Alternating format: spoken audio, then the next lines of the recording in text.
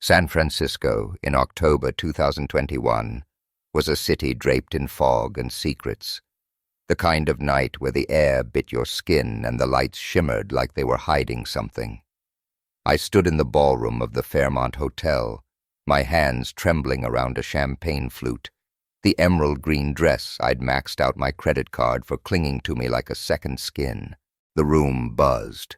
Crystal chandeliers dripping light, jazz floating from a quartet in the corner, suits and gowns swirling around me like I'd stumbled into a movie I hadn't auditioned for. I was 28, a writer still chasing my first big break, and tonight was supposed to be a milestone, my first real date with Liam Carter at something fancy, a charity gala for kids' literacy. I'd thought it'd be us stepping up, not me stepping into a lie that'd unravel 3 years of my life. It started an hour ago, when the black town car pulled up to my cramped Chicago walk-up. A shock, since Liam always took the L train with me, his jeans scuffed, his laugh easy. I teased him about it. "A car, Liam? Who are you tonight?" And he just grinned, that crooked smile I'd fallen for, his hand warm on mine as he helped me in.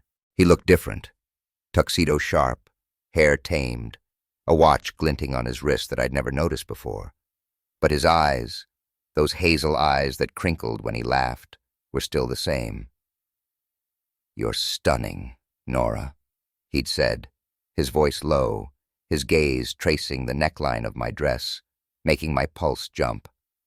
I'd blushed, smoothing the satin over my hips, feeling like I could belong beside him, wherever we were going. The Fairmont was a world I'd only seen in magazines. Red carpet curling up the steps, photographers snapping like piranhas, the lobby a sprawl of marble and gold. I'd gripped Liam's arm, my heels wobbling, whispering, "Liam, this looks like a celebrity thing. Are we at the wrong entrance?"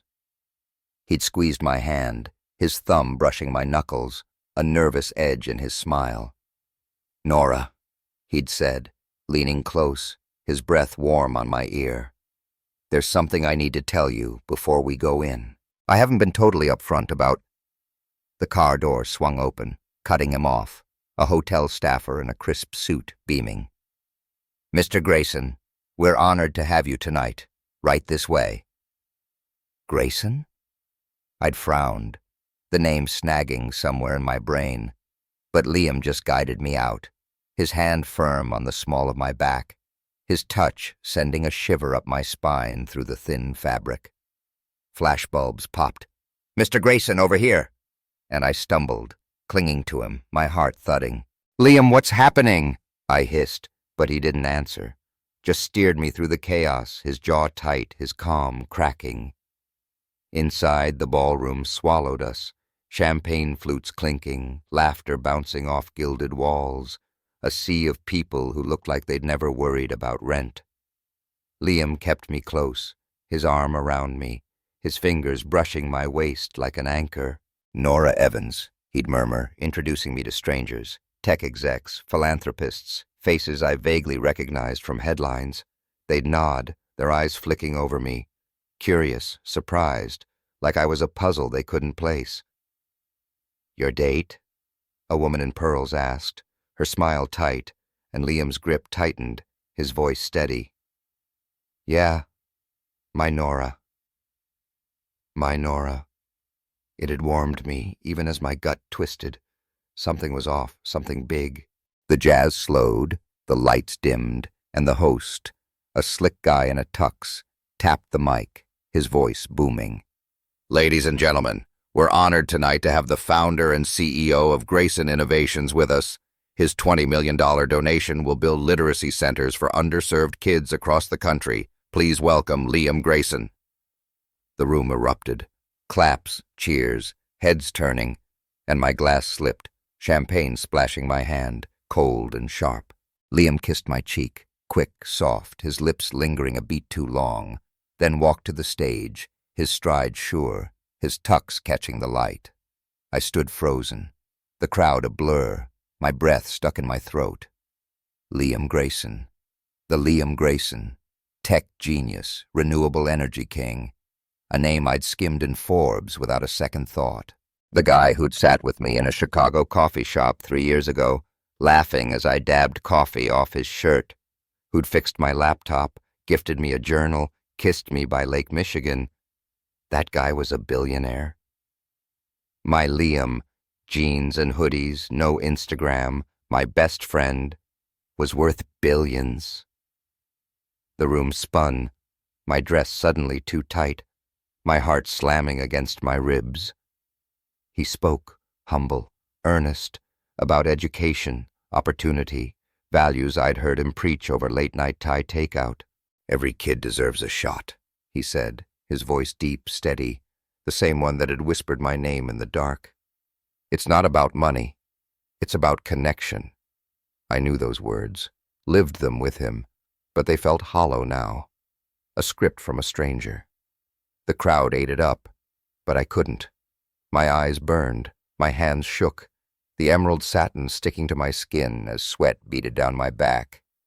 He stepped off stage, the applause fading, and made a beeline for me, his face pale, his eyes wide. "Nora," he said, reaching for me, his hand brushing my arm, warm and familiar. "You okay?" I pulled back, my voice barely a whisper, the room's chatter a dull roar. "Liam, what the hell is this? Who are you?" He swallowed, stepping closer, his cologne, woodsy, faint, hitting me like a memory. "I was gonna tell you tonight. I swear. I'm still me, Nora. Still the guy you know." "Still you?" I laughed, sharp and brittle, my glass clattering onto a table. 3 years, Liam. 3 years of friendship, months of dating, and you're Liam Grayson, a billionaire. You let me spill my guts, struggle with rent, and you're sitting on, what, billions? His jaw tightened, his hand hovering like he wanted to touch me again, but he didn't. "I didn't want it to change us," he said, voice low, raw. "I wanted you to see me, not the money, not the name." "Change us?" I snapped, stepping back, my heels clicking on the hardwood. "You changed us the second you hid this. Every coffee, every kiss, every damn day was a lie." "Nora, please," he said, his eyes pleading, his tux rumpled now, like he'd been tugging at it. "It wasn't a lie. How I feel about you, that's real. Let me explain." "No," I cut him off, my throat tight, tears pricking. "You don't get to explain. Not here, not now." I turned, the crowd parting, eyes on me, curious, judging. And I saw her, Sophie Kim, my best friend since college, weaving through in a red dress, her dark hair swinging, her face a mix of worry and guilt. "Nora!" she called, grabbing my arm, her grip firm, her nails digging in. "Wait! Hear him out! Don't run!" I yanked free, my voice shaking, the jazz a dull hum behind me. "You knew, didn't you? You've been pushing me to talk to him. Did you know he's Liam Grayson?" Sophie flinched, her eyes darting to Liam, then back. "Not the whole time. I figured it out a few months ago, digging for a story. I told him to come clean." "Months?" I stared, my chest caving, the betrayal doubling down. "You both kept this from me. For months?" "Nora, Sophie started, but I shook my head, backing away, the room closing in. 3 years, I said, my voice breaking, loud enough for them to hear over the chatter. 3 years of trust, and you both played me. I'm done. I bolted, past the bar, past the gowns and tuxes, my dress swishing, my heels echoing on the marble lobby. Liam called after me.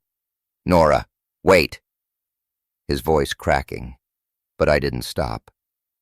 The fog hit me outside, cold and damp, wrapping around me as I flagged a cab, my breath fogging in the night.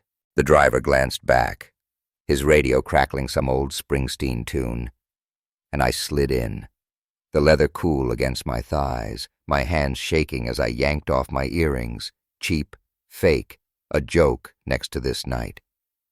Chicago Street, Wicker Park, I mumbled, leaning my head against the window, the city lights blurring through tears.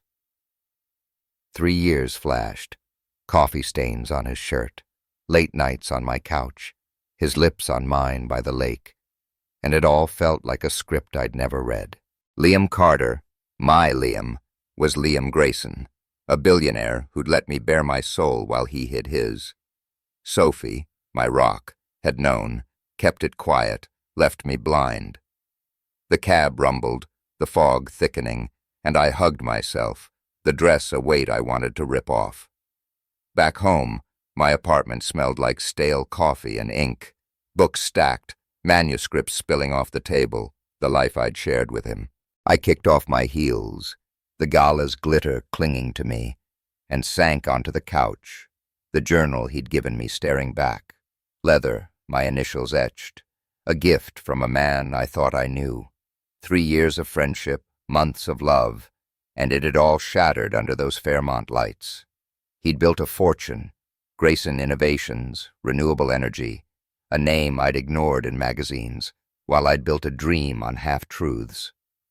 The phone buzzed. Liam, please, let me explain. I love you. Sophie. I'm sorry.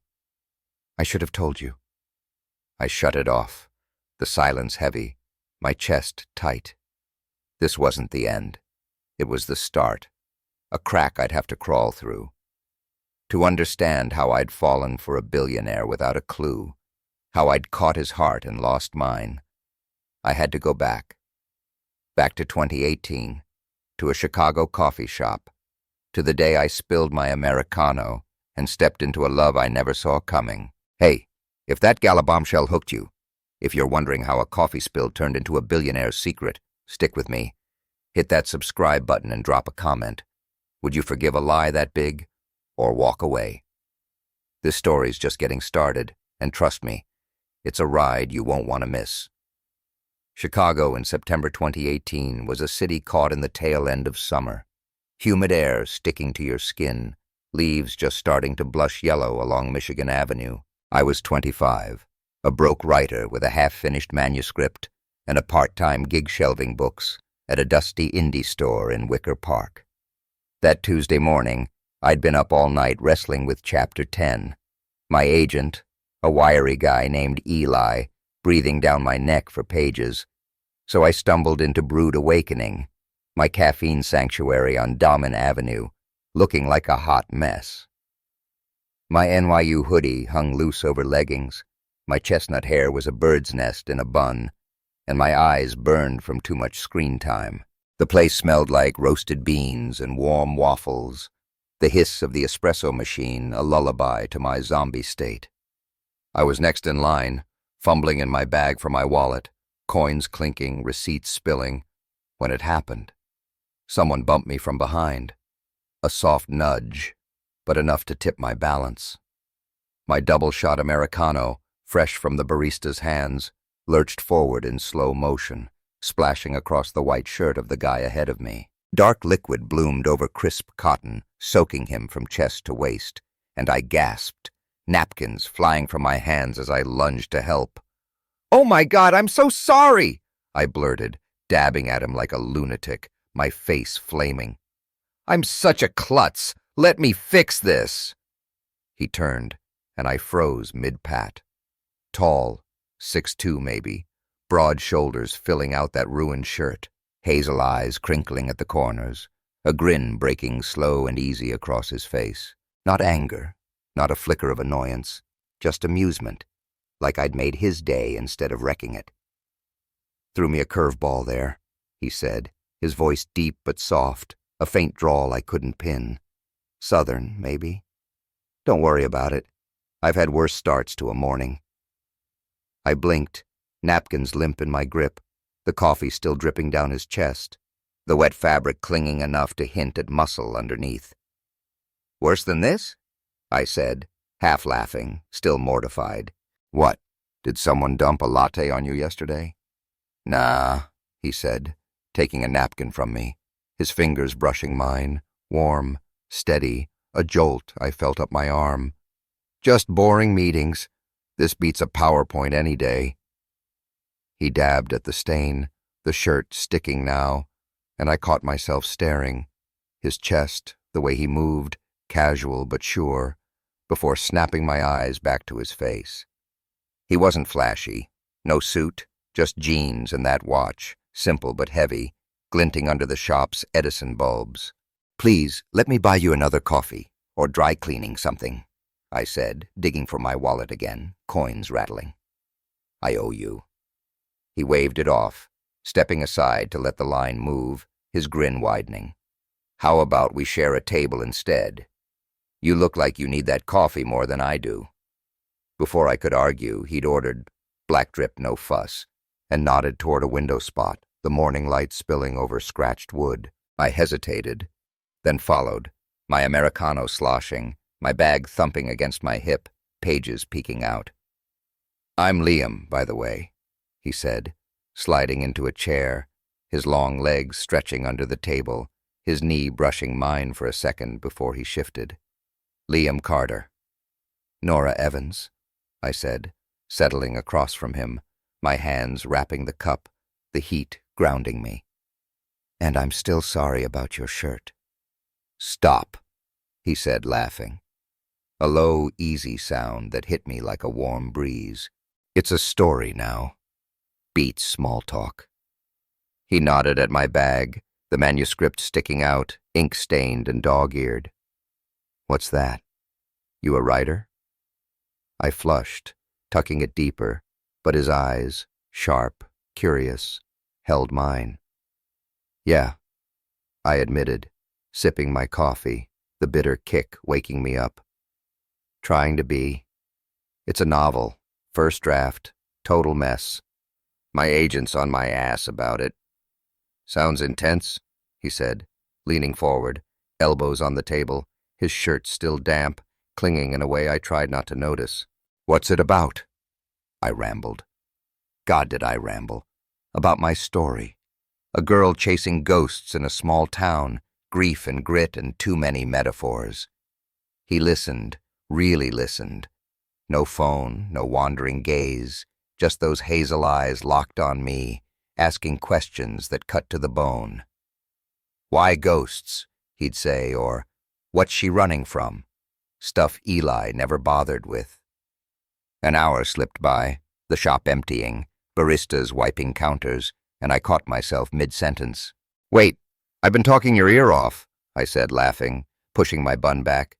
"What do you do, Liam?" He leaned back, that grin turning sly, a shadow crossing his face. "I solve problems," he said, vague as hell, sipping his drip. "For companies. Consulting, strategy, that kind of thing."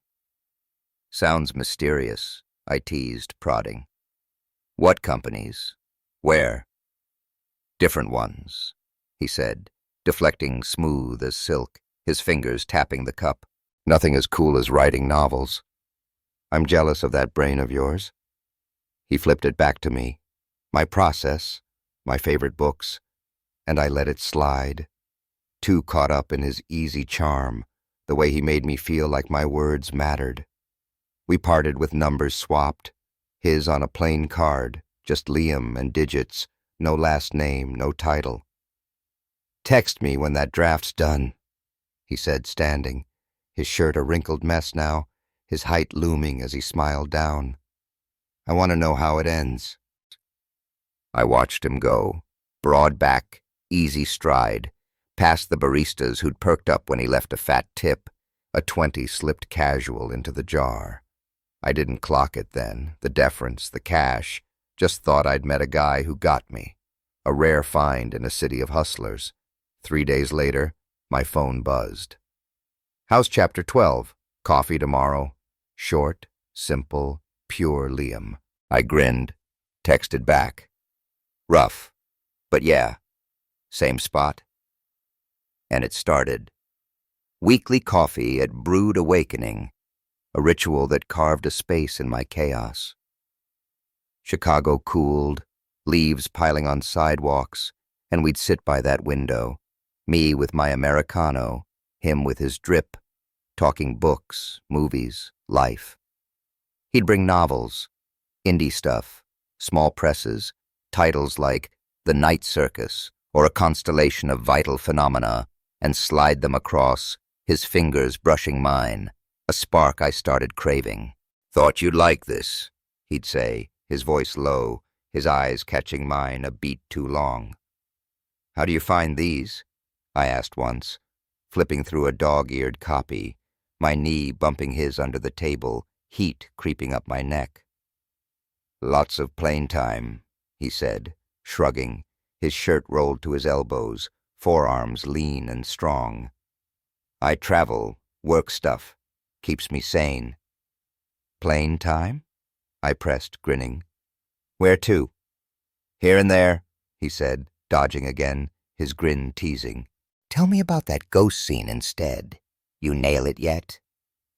He was a master at that, turning my questions back, keeping his edges blurry. But I didn't care. He was there, present, his laugh warming the room, his focus pulling me in.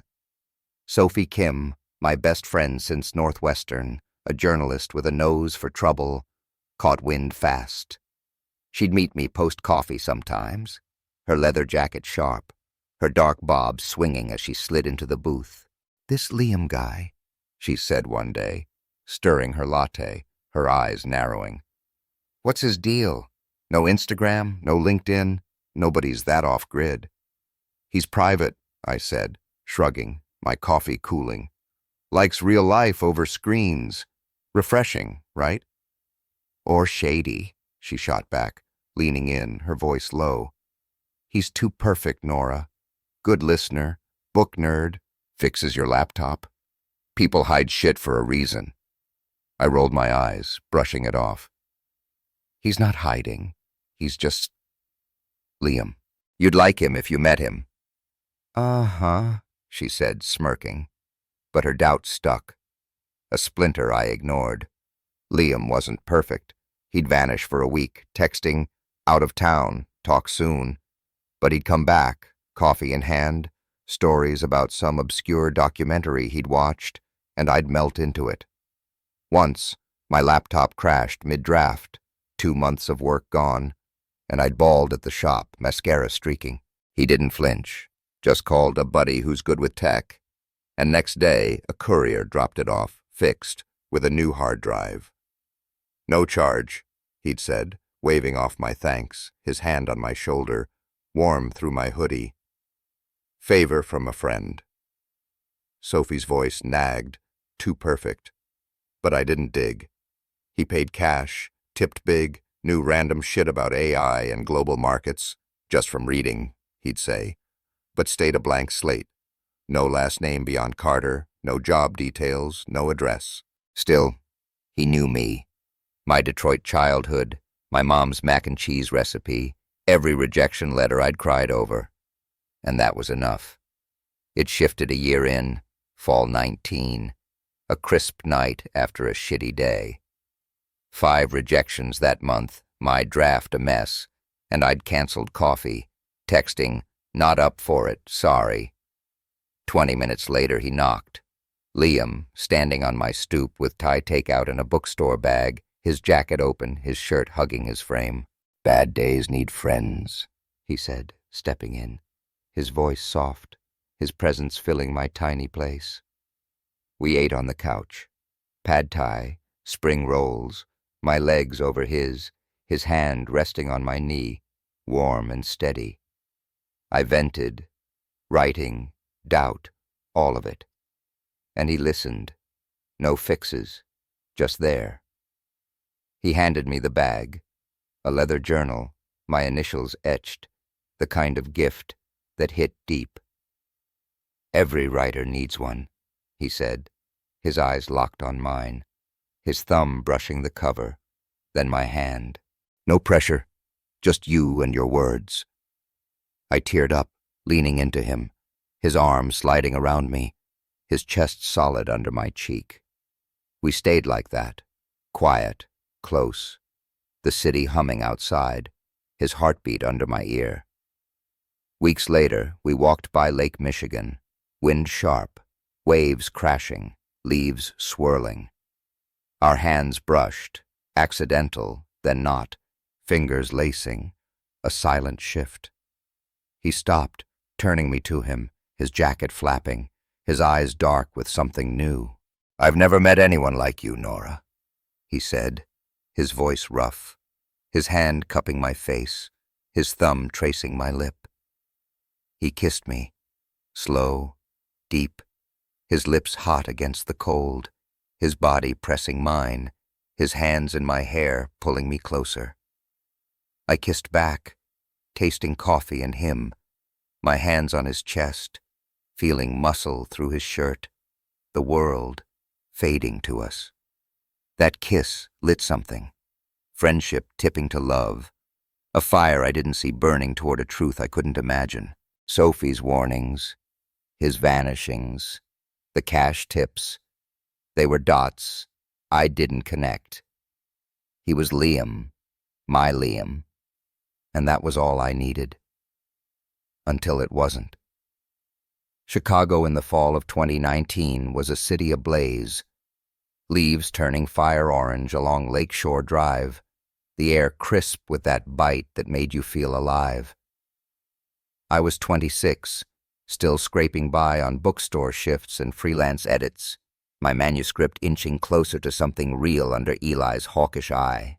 Liam Carter had been my constant for a year. Coffee dates had brewed awakenings stretching into late-night walks, his hazel eyes and easy grin a tether in my chaos. What started with a spilled Americano had grown roots, deep, tangled, the kind of thing I hadn't seen coming. By September, we weren't just friends anymore. We were us, and it felt like the best plot twist I'd ever written. It hit me one night in my Wicker Park walk-up, a fifth-floor shoebox with peeling paint and a view of the L train rattling past. I'd cooked mac and cheese, my mom's recipe from Milwaukee, the kitchen thick with butter and nostalgia, and Liam showed up, his jacket slung over his shoulder, his white shirt rolled to his elbows, forearms lean and strong. "Smells like home," he said, stepping in, his voice low, his grin crooked as he kicked off his sneakers. We ate on the couch, plates balanced on our knees, my legs draped over his hand resting on my thigh, warm through my leggings, a casual intimacy that had crept in over months. "Movie?" I asked, licking cheese off my thumb, catching his eyes flick to my lips, a spark igniting there. "Sure," he said, shifting closer, his shoulder brushing mine, his cologne, woodsy, faint, mixing with the buttery air. I picked some indie flick on my ancient laptop, but 10 minutes in, he turned, his hand sliding to my waist, pulling me against him. "Nora," he murmured, his breath hot on my neck, his fingers tracing the hem of my hoodie, grazing skin. I turned, meeting his gaze, dark, hungry, and he kissed me, slow at first, then deeper, his lips firm, tasting like salt and want. My hands found his chest, muscle hard under cotton, and he tugged me onto his lap, my thighs straddling his, the couch creaking as he pressed me closer, his hands slipping under my shirt, warm on my back. We didn't stop.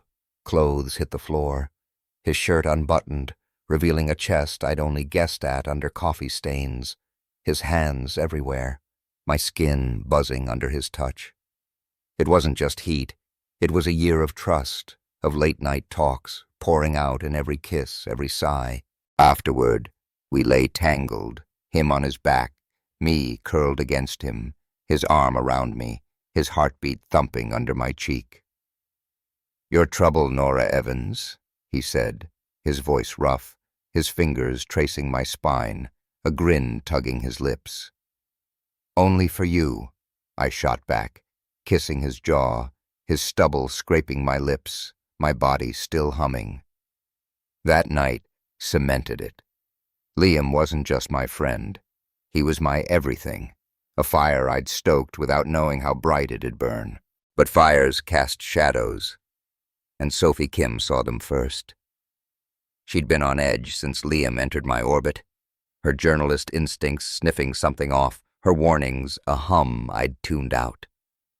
October rolled in, and we met at Brood Awakening. Her in her leather jacket, me still floating from Liam. She slid into the booth, her latte steaming, her dark eyes sharp. "So," she started, stirring slow, "your mystery man, still no last name, no job details?" "Carter," I said, sipping my Americano, the bitter kick grounding me. "He's Liam Carter. Consults for companies. Why's it matter?" "Consults," she echoed, smirking, leaning in. "Nora," I dug, quietly, "don't freak.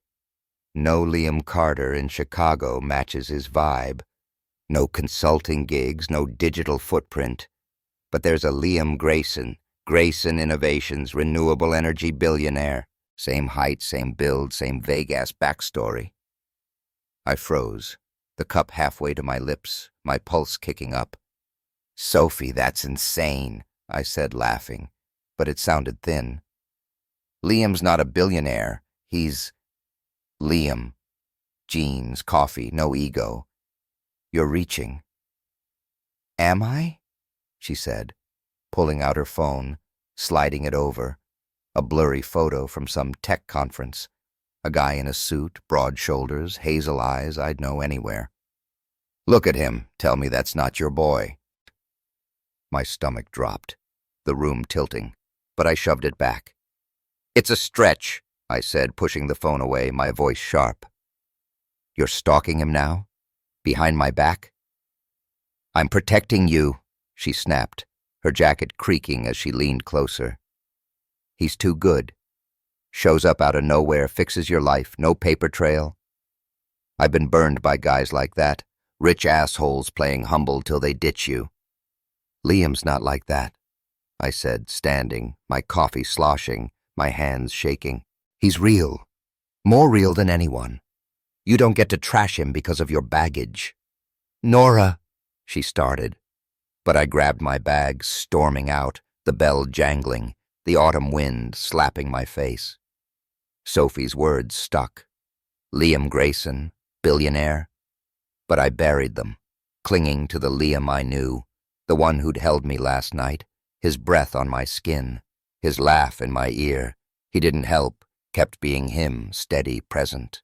We'd walk Humboldt Park, leaves crunching, his arm around me, his jacket warm when he draped it over my shoulders. "Cold?"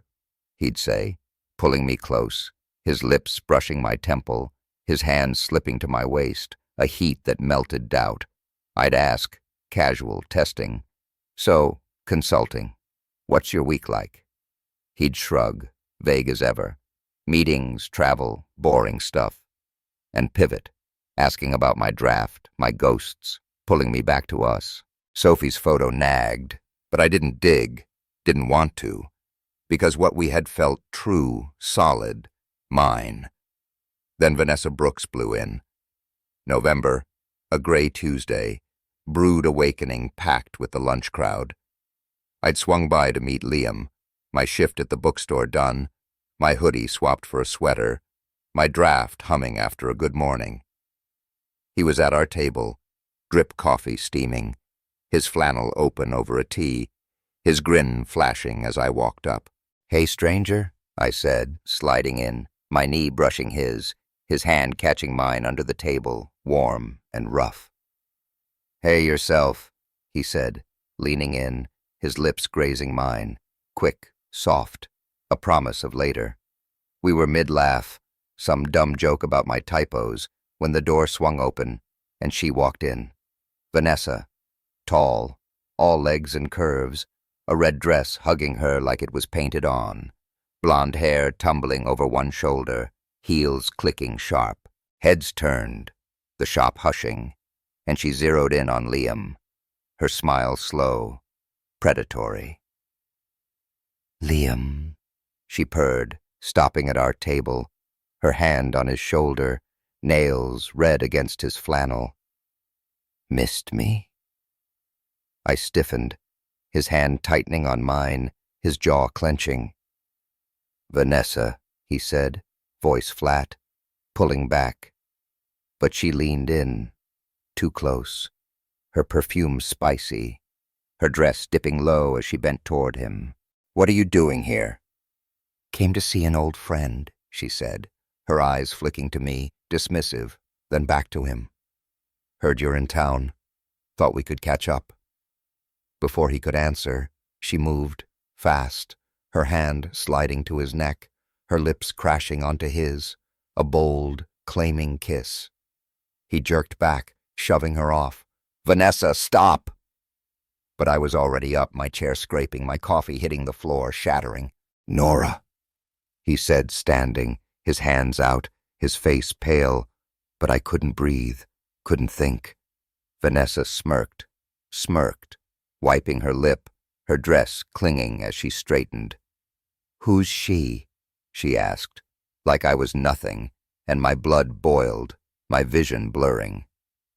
"His girlfriend," I snapped, my voice shaking, my bag slung over my shoulder. Or was, apparently. "Nora, wait. It's not—" Liam started, reaching for me, his fingers brushing my arm, warm and desperate. But I yanked free, the shop spinning, eyes on us, baristas, strangers, all witnesses to my gut cracking open. "Don't," I said, stepping back, my sweater catching on the table, my heart pounding. I saw enough. I turned, pushing through the crowd, the bell clanging as I hit the street, the wind cold, my breath ragged. Liam called, "Nora, please!" But I didn't stop, didn't look, my sneakers pounding pavement, tears stinging. Back home, I locked the door, my apartment dark. The mac and cheese smell sour now. Sophie showed up an hour later. I'd texted her, one word, "Vanessa," and she stormed in, her jacket dripping rain, her arms around me as I crumpled on the couch. "He's an ass," she said, her voice fierce, rubbing my back, her leather creaking. "I told you, guys like that hide shit." "He said it's not what it looks like," I mumbled, my face wet, the journal, his gift, staring from the table. She kissed him. I don't know what to believe. "Believe what you saw," she said, pulling back, her eyes hard. "And what I found. He's Liam Grayson, Nora. I've got proof, conference pics, old interviews. He's been lying since day one." I stared, my chest caving, the fire we'd built flickering out. "Why?" I whispered, hugging my knees, the sweater damp with tears. "Why me?" Sophie softened, her hand on mine. "Because he's a coward," she said. "But you're not. You'll get through this." I didn't answer, just sat, the L train rumbling outside, Liam's kiss from last night. His hands, his heat, clashing with Vanessa's smirk, Sophie's proof, a truth I couldn't face. Love had lit me up, but doubt was dousing it, and I didn't know how to fight the dark creeping in. Chicago in the winter of 2020 was a frozen sprawl, snow piling on Wicker Park's sidewalks, the L train rattling through a gray haze, the kind of cold that sank into your bones. I was 26, my heart bruised from Vanessa Brooks' lipstick smear on Liam Carter's lips 2 months back, my trust in him, and Sophie Kim, shattered like that coffee cup I'd dropped at Brood Awakening. I'd cut him off after that night, texts ignored, calls dodged, holed up in my walk-up with my manuscript, the only thing I could still control. Eli Brooks, my editor, had finally greenlit my novel, Chasing Shadows, a ghost story born from my own hauntings, and I poured myself into edits, the clack of my keyboard drowning out the ache. Sophie tried. She'd show up with takeout, her leather jacket dripping slush, her apologies sharp and sincere. "I should have told you sooner," she'd said one night, chopsticks stabbing fried rice, her dark eyes soft. "About Grayson. I was scared you'd hate me." "I did," I'd admitted, my hoodie swallowing me, my voice flat. "Still do, a little. But you were right. He's hiding something."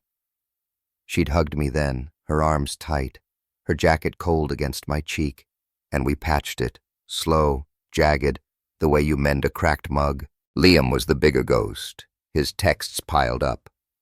"Nora, please, it's not what you think." And I'd deleted them. His journal shoved under my bed, his kiss by Lake Michigan, a memory I couldn't shake. I'd loved him. God, I'd loved him. His hands on my skin, his laugh in my dark. But Vanessa's red dress and Sophie's proof had snuffed it out, or so I thought. He showed up in January 2020, dragging into a new decade, snow crunching under his boots as he knocked on my door. I opened it, my sweats baggy, my hair a mess. And there he was. Liam, jacket open, flannel over a tee, his hazel eyes tired but burning. "Nora," he said, his voice rough, his breath fogging in the hall. "5 minutes, please." I should have slammed it. Should have, but my chest tightened, his presence pulling me like gravity. "5," I said, stepping aside, my arms crossed, the apartment smelling like stale coffee and ink. He paced, 2 steps, the place too small, his hands in his hair, tugging. "Vanessa's an ex," he said fast, like he'd rehearsed it. "Years ago, she showed up, kissed me. I didn't want it, didn't ask for it. I pushed her off, you saw that. I'd never hurt you, Nora." "Saw her lips on yours," I said, leaning against the counter, my voice cold. "Saw you freeze. Didn't look like nothing." "I froze because I was shocked," he said, stepping closer, his boots scuffing the floor. "She's a ghost. Done. Gone. You're mine now. You're everything." "Then why Sophie got pics of you at tech conferences?" I snapped, my hands dropping, my pulse racing. "Liam Grayson, billionaire. Grayson Innovations. Explain that." He stopped, his face paling, his jaw tight. "Shit," he muttered, rubbing his neck, his shirt stretching over his chest, a chest I'd traced in the dark. "She's good. Too good." "Okay. Yeah. I'm Liam Grayson. But I'm still me, Nora. The guy who met you over spilled coffee, who loves your stories, who's been losing his mind without you." I stared, the room spinning, my breath shallow. 3 years, I said, my voice breaking. "You've been a billionaire this whole time, watching me scrape by, fixing my laptop with favors, and you didn't say." "I didn't want it between us," he said, stepping closer, his hands out, pleading. "Money changes people, ruins shit. I've had exes, Vanessa, who only saw the bank account. With you, I was real, Liam Carter, not Grayson. I didn't lie about who I am inside." "You lied about everything else," I said, tears pricking, my arms wrapping tight. "I trusted you, gave you all of me, and you hid this." "I'm sorry," he said, his voice cracking, his eyes wet. "I was scared. Scared you'd look at me different, leave. I should have told you, months ago, years ago. I'm an idiot, Nora, but I love you. That's not a lie." I turned, my back to him, the counter cold under my palms, his words a knife, sharp, true, twisting. "Get out," I said, quiet, my throat raw. "I can't. Not now." He didn't move, his boots still, his breath heavy, then nodded, slow. "I'll wait," he said, soft, stepping back. "However long it takes." The door clicked shut, snow swirling in, and I sank to the floor, my hoodie damp with tears, his journal glaring from under the bed. Weeks crawled. February, bitter. My novel out to publishers. Eli's gruff, "Good work, a lifeline." Liam didn't push, just texted once, "I'm here." And I let it sit, my heart warring with my head. Sophie dragged me to beers at the Empty Bottle. Neon buzzing, indie rock thumping, and I spilled it all, her sipping a PBR, her jacket slung over the booth. "He's a dick for lying," she said, blunt. "But that kiss with Vanessa, he didn't start it. I saw the footage. Some creep snapped it." "Footage?" I said, my beer pausing, the bar's hum fading. "Yeah, online, grainy," she said, pulling her phone, showing me. Vanessa lunging, Liam pulling back, his hands up. "He didn't lie about that." I exhaled, the knot loosening, just a thread. "Still lied about being Grayson," I said, sipping, the cold fizz grounding me. "True," she said, shrugging. "But he loves you." Dumbass way of showing it. Love. It stuck. His voice, his hands, the way he'd held me that night on my couch, bare and real. March thawed, and I caved, texted him, "Coffee. Tomorrow." He was there at Brood Awakening, drip coffee steaming, his flannel rumpled, his eyes lighting when I walked in. "Nora," he said, standing, his voice soft, his hands twitching like he wanted to reach. We sat, my Americano, his drip, the window fogged, the shop quiet. "No more secrets," I said, my voice firm, my hands wrapped around my cup. "If we do this, truth, all of it." "Promise," he said, leaning in, his knee brushing mine, warm through my jeans. "I'm Liam Grayson. Grayson Innovations, renewable energy, too much money. But I'm yours first. Always." We rebuilt, slow, steady, coffee turning to dinners at hole-in-the-wall spots, his hand in mine along the Chicago Riverwalk, his lips brushing my forehead under streetlights. Nights deepened. He'd stay over, my couch too small, his shirt hitting the floor, his body pressing mine, his hands tracing my hips, his breath hot on my neck. "Missed you," he'd murmur, kissing me deep, my legs wrapping him, the city humming outside, our rhythm of fire rekindled. He told me, bits at a time, losing his parents young, a grandma in Georgia raising him on books, a first startup crashing before Grayson took off. "People change around money," he'd say, his arm around me, his chest bare under my cheek. "I didn't want that with you." "Then don't hide any more," I'd say, my fingers on his jaw, his stubble rough, his eyes soft. "I can handle it." Summer 2020 hit. My book sold, a small press, chasing shadows hitting shelves, Eli grumbling but proud. Liam cheered, quiet, real, his pride in my hustle, not his cash, a balm to my scars. We were solid, damn solid, until Damian Lee tested it. September, a heat wave baking Chicago, Liam flew me to Los Angeles, his first pull into his real world, a tech mixer at a rooftop bar in Santa Monica. "Damian's throwing it," he'd said on the plane, his hand on my thigh, his suit jacket off, his shirt rolled up. "My best friend, lawyer, pain in the ass. He wants to meet you." The bar glittered. Ocean breeze, string lights, tech bros and execs sipping craft beers. Kendrick Lamar, pulsing low. Damian Lee was 32. Sharp suit, sharper smile, dark hair slicked back, a vibe that screamed money and mischief. "Nora Evans," he said, shaking my hand, his grip lingering, his eyes, brown, piercing, raking over me. "Heard a lot. Didn't expect you to be this cute." Thanks," I said, laughing.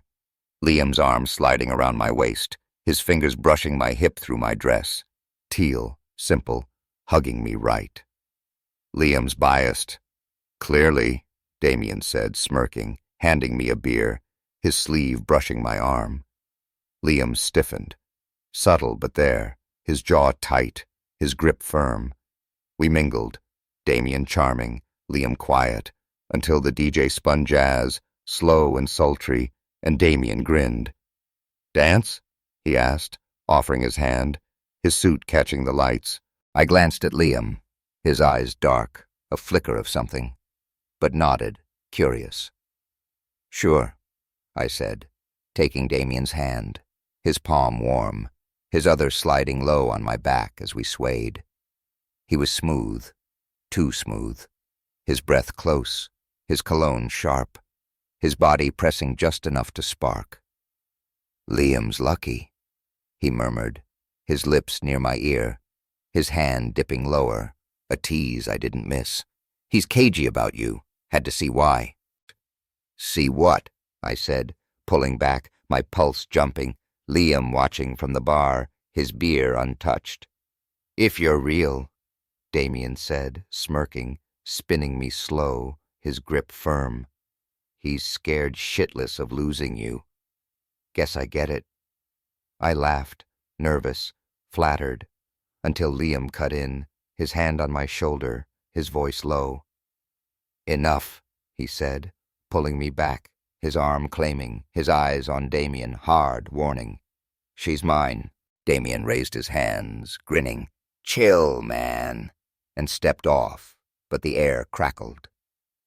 Outside, by the railing, ocean wind whipping, Liam turned me to him, his hands on my hips, his chest close. What the hell was that? I asked, my dress fluttering, my skin warm where Damien had touched. He's testing you, Liam said, his voice rough, his fingers tightening. Always does. Sees if people stick. I hate it. Testing me, I said, stepping back, my arms crossing. Or you. You're jealous. Over nothing. Not nothing, he said, closing the gap, his hand cupping my face, his thumb on my lip, his breath hot. I've lost people. Money. Lies. You're different. I can't lose you. Then trust me, I said, my hands on his chest, feeling muscle through his shirt, his heart pounding. I'm here. With you. He kissed me, hard, urgent, his lips claiming, his body pressing mine against the rail, his hands sliding down my sides, heat flaring. I do, he murmured, pulling back, his forehead to mine, his eyes soft. I'm sorry. Damien's an ass. I laughed, shaky, real, kissing him again, softer, the city lights below us, the night hours. Back in Chicago, fall 2021 loomed. He'd been quieter, planning something. One night, my couch, his shirt off, my legs over his, the National crooning low. He traced my hand, his voice low. There's a gala, he said, his thumb brushing my ring finger, a promise in his eyes. San Francisco, next month, literacy thing. Come with me? Fancy, I teased, shifting closer, my hand on his neck, his stubble rough. As your date? Yeah, he said, kissing my palm, his lips warm, his gaze steady. And more. I'll tell you everything there. No more shadows. Okay, I said, leaning in, his arms pulling me tight, his body a fire I'd missed. I didn't know, couldn't, what everything meant, what those lights in San Francisco would burn away, but I trusted him. Again. And that was enough. For now. San Francisco in October 2021 was a city cloaked in fog and tension, the kind of night where the air clung damp and heavy, promising secrets or storms. I was 28, my novel Chasing Shadows finally out in the world, a quiet debut, a few hundred copies sold, Eli Brooks grumbling about slow burns, and Liam Carter was my anchor, his promise of no more shadows pulling me west. The gala at the Fairmont Hotel loomed, a literacy fundraiser he'd begged me to attend as his date. his hazel eyes soft but urgent when he'd asked back in Chicago. I'd said yes, packed a dress I couldn't afford, emerald satin, floor length, a splurge that hugged me tight, and flew out, my stomach a knot of nerves and hope. The night started sweet, Liam picking me up in a sleek black town car, a far cry from our L-train days, his tuxedo sharp, his watch glinting under streetlights. "You're killing me, Nora," he'd said, his voice low, his hand sliding to my waist as I stepped in, his fingers brushing the satin, warm through the fabric, sending a shiver up my spine. I'd laughed, leaning into him, his cologne, woodsy, rich, mixing with the leather seats, his lips grazing my temple as we drove. "Fancy Liam," I teased, my hand on his thigh, his muscle firm under my palm. "Who are you tonight?" "Just yours," he'd said, kissing me, slow, deep, his hand cupping my neck, his thumb tracing my jaw, a heat sparking that I'd missed. The Fairmont glowed ahead, red carpet, flashbulbs, a world I didn't know, and he squeezed my hand, his breath catching. "Nora," he started, his voice tight, "before we go in." The door opened. A staffer, all smiles. "Mr. Grayson, welcome." And my head snapped up, that name snagging again, Sophie's warnings from 19 echoing. Liam guided me out, his hand firm on my back, his touch a steady burn as cameras flashed. "Mr. Grayson, this way!" And I stumbled, my heels wobbling, my pulse racing. "Liam, what's—" I started, but he pulled me through, his jaw clenched, his calm fraying. Inside, the ballroom swallowed us, jazz humming, chandeliers dripping light, champagne flutes clinking in a sea of wealth I'd never touched. Liam kept me close, his arm around me, his fingers brushing my hip, introducing me as Nora Evans, his voice proud, his grip possessive. People stared, tech moguls, philanthropists, their eyes curious, their smiles thin, like I was an oddity beside him. Then the host took the stage, mic tapping, voice booming. "Please welcome Liam Grayson, founder of Grayson Innovations, whose $20 million donation will change lives." And my world cracked. The glass slipped, champagne splashing my hand cold and sharp, as Liam kissed my cheek, his lips lingering, then walked up, the crowd cheering. Liam Grayson, billionaire, renewable energy titan, a name I'd ignored in headlines, was my Liam. The guy who'd laughed over spilled coffee, held me on my couch, kissed me by the lake. 3 years. Friendship, love, trust, built on a lie. He spoke. Education, opportunity, words I'd heard over Thai takeout. And I stood, frozen, the satin sticking to my sweat, my heart hammering. He came back, face pale, eyes wide. "Nora, you okay?" His hand reaching, warm on my arm. But I yanked free, my voice a hiss. 3 years, Liam. Grayson? A billionaire? You watched me scrape by and lied? "I didn't want it to change us," he said, stepping closer, his tux rumpled, his cologne hitting me. Familiar, painful. "I love you. That's real." "You don't get to decide that," I snapped, tears pricking, my heels clicking as I backed away. Sophie appeared, red dress, hair swinging, grabbing my arm. "Hear him out," she urged, but I shook her off. "You knew," and ran, the crowd parting, my dress swishing, the fog outside swallowing me as I fled in a cab, my chest caving. Back in Chicago, my walk up dark, the L train rumbling, I shut down. Liam texted, "Please, let me explain." Sophie, too. "I'm sorry." But I turned off my phone, the gala's glitter a stain I couldn't scrub. A week later, Claire Grayson knocked.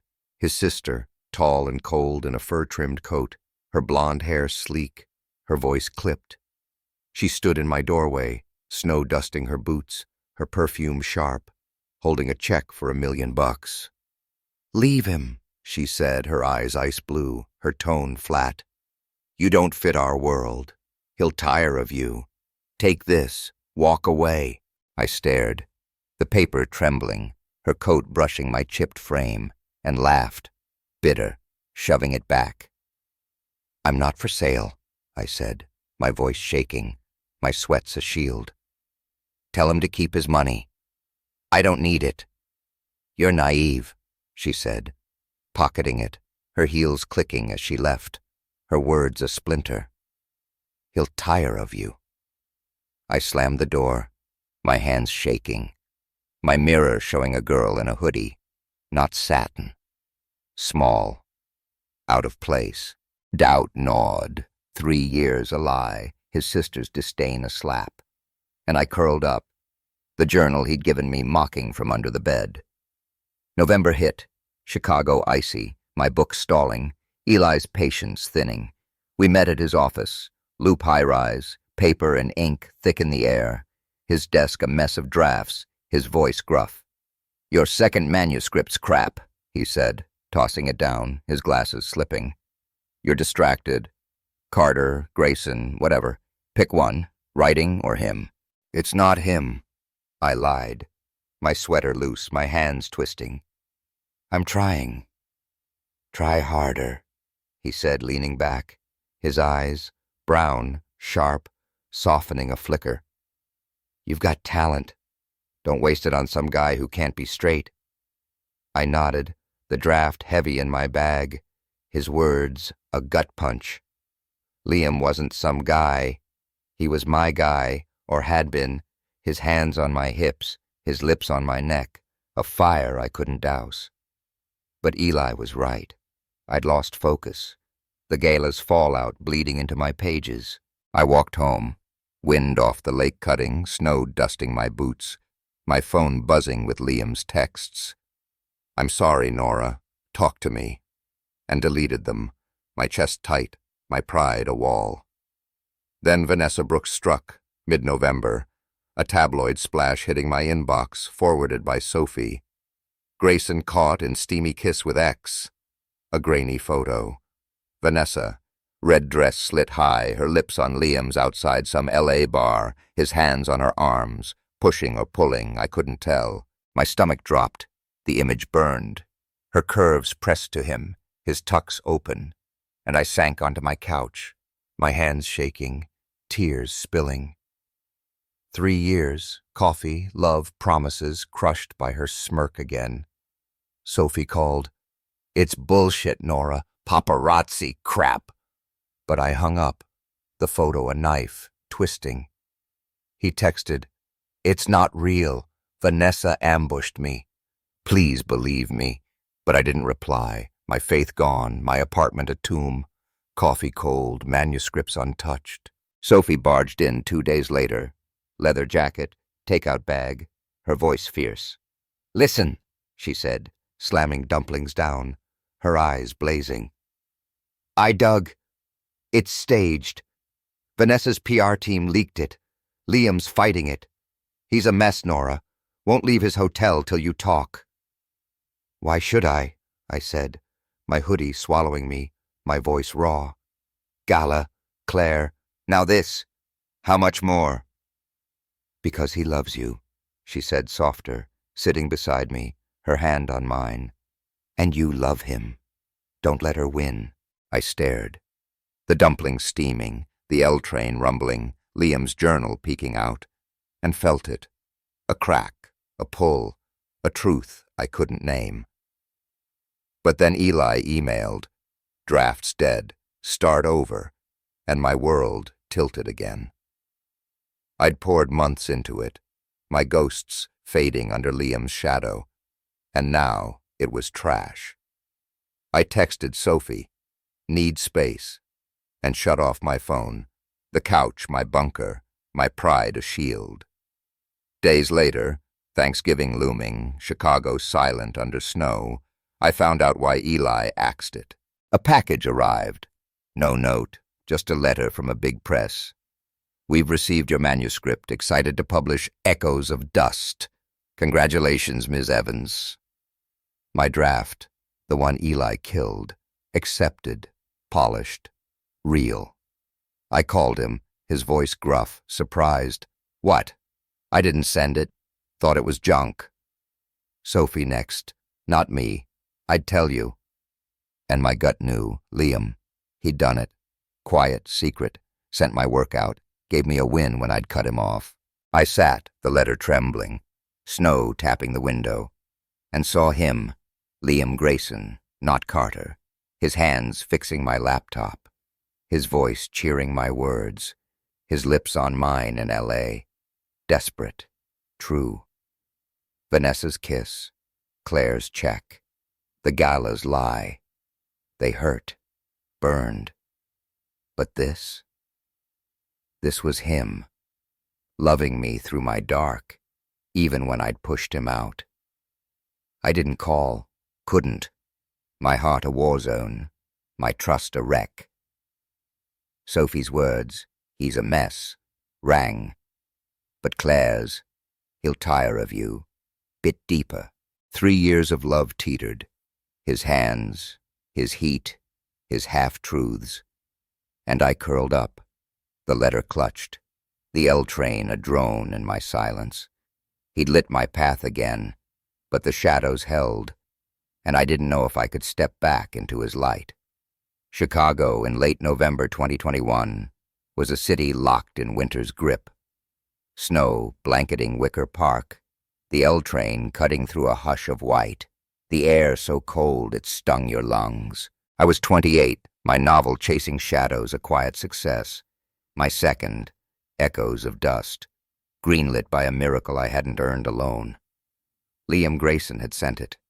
Liam Carter, my Liam, the billionaire who'd hidden behind coffee stains and half-truths for 3 years, who'd lit my path when I'd shut him out. The letter from the publisher sat on my coffee table, its edges curling, a silent shout of his love amidst the wreckage of the gala. Claire's check, Vanessa's kiss. I'd cut him off, phone off, heart off since San Francisco, but that act, that quiet push, cracked my walls. Thanksgiving came. Gray, lonely. My mom's voice crackling over the phone from Milwaukee, her mac and cheese recipe, a lifeline I didn't cook. Sophie Kim barged in, leather jacket, take-out turkey subs, her dark bob swinging as she kicked snow off her boots. "You're a hermit," she said, dropping the bag, her eyes sharp. "Liam's holed up in some hotel. Won't leave till you talk." That Vanessa picks bullshit. PR stunt. I've got sources.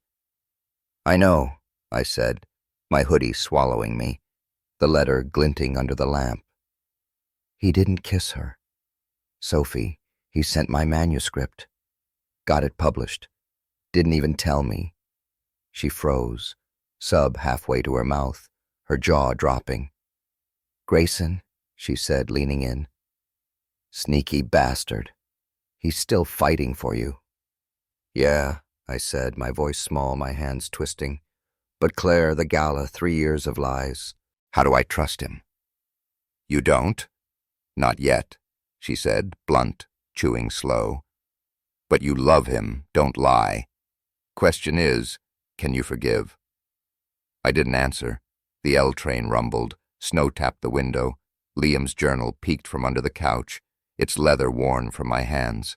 Love, his hands on my hips, his lips on my neck, his laugh in my dark, was a fire I couldn't douse. But trust was ash, and I didn't know how to rebuild. Sophie left, her hug tight, her voice soft. "Call him when you're ready." And I sat, the sub cold, the letter await, my heart a war zone. December dawned, ice glazing Chicago, my breath fogging as I walked to Brood Awakening, the place where it all started. I hadn't texted, couldn't, but there he was, at our table, drip coffee steaming, his flannel rumpled, his hazel eyes shadowed with sleepless nights. "Nora," he said, standing, his voice rough, his hands twitching like he'd reach, but didn't. "Saw you coming." Hoped you'd stop. I slid in, my Americano ordered, my sweater loose, my pulse racing. "The book," I said, my voice steady, my hands around my cup. "You sent it. Why?" He leaned in, elbows on the table, his knee brushing mine, warm through my jeans. "Because it's brilliant," he said, soft, raw. "Because you deserve it. On your terms, not mine. I couldn't watch you lose it." 3 years, I said, my eyes on his, tears pricking. "You watched me struggle. Rent, rejections, while you sat on billions. Then Claire, Vanessa. Why should I believe you now?" He swallowed, his jaw tight, his shirt stretching as he shifted. "I fucked up," he said, his voice breaking. "I hid it.